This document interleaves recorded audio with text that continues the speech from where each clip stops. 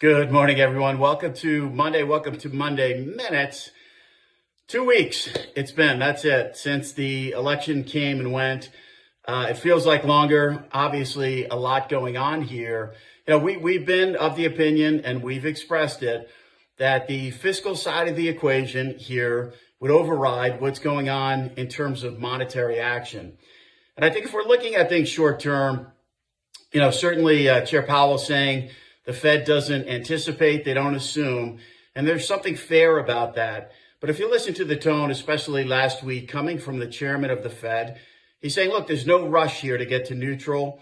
Nothing is on a preset course. There's a sense of gradualism going forward, something we have certainly promoted along the way. Look, the answer right now is we don't know. We don't know exactly how policy is going to transpire. But what we do know is it feels significant. It feels significant on the regulatory side for sure. There will be a debate in terms of tariffs, inflation, no inflation. We have a view there, a clear view that history tells us that tariffs aren't necessarily inflationary. And that's the reality. You don't have to take our word for it. Go back, look at history, and do your own analysis. But the reality is, the one question that we are asking right now, the one question that investors need to ask themselves and are and should be, can we have good growth? Can we have good growth with low inflation? Can we have good growth with low inflation and even lower interest rates than where we are now? That's the question of the moment. That's the question at hand. Our view to that question is yes, we can have all three of those. Incumbent upon that is the need to be a warrior on the supply side of the economy. It's not 2016. It's not 2020. In a post-pandemic, now newly elected President-elect Trump-led administration, what does 2024 to 2028 look like? With all those things and all those variables, focusing intently on the supply side of the economy will be critical. And that's something that did happen from 2016 to close to 2020 when the pandemic hit. And Chair Powell saying in 2019, it was probably the best labor market he had seen in a very, very long time. Interest rates at zero for a decade plus to get us there. So what matters more here? Is it rates? Is it regulatory? We would say both matter, but certainly regulatory, the regulatory side of the economy, and in particular with small businesses, probably matters more than the rate structure here, which has already begun to come down, will likely begin to come down more in 2025.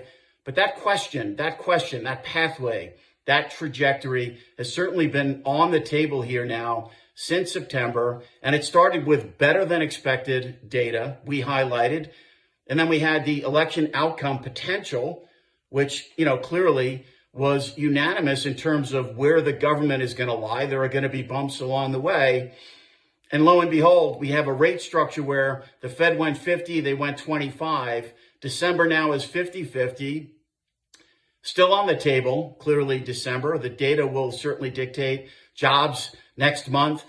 For November that we get in December will certainly be in focus. And then you look at that forward curve, that SOFR curve, which at 280 neutral rate for the Fed priced a couple of months ago, we highlighted emphatically how mispriced that forward curve was. We've repriced a ton. The question is, where do we go from here?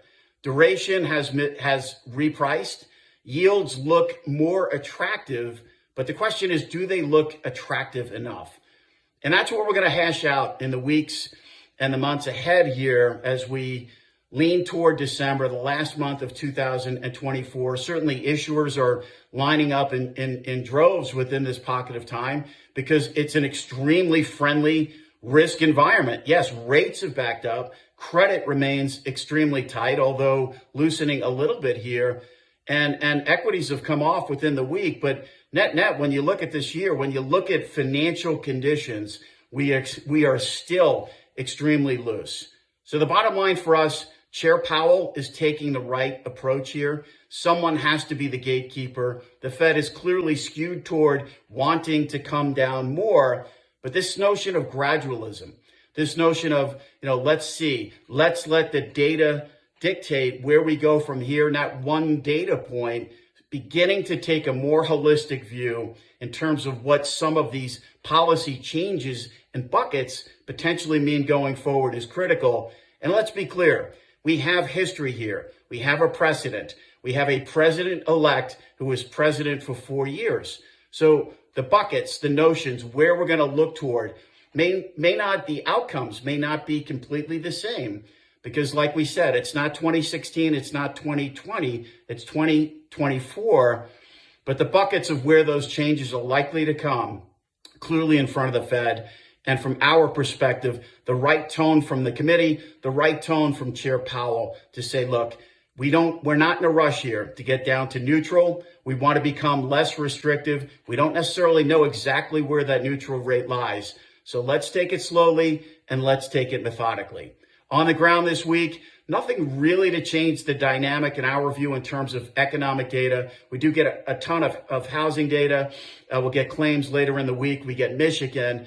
And then with regard to Fed speak, yes, we are going to get continued Fed speak. But the reality is the chairman has spoken here. The chairman spoke last week. I think we know where the Fed's head is at. The market pricing a 50-50 scenario for December, which from our perspective seems very rational. Wishing everyone a great week ahead. I'm Greg Faranello. I'm head of U.S. rates for AmeriVet Securities.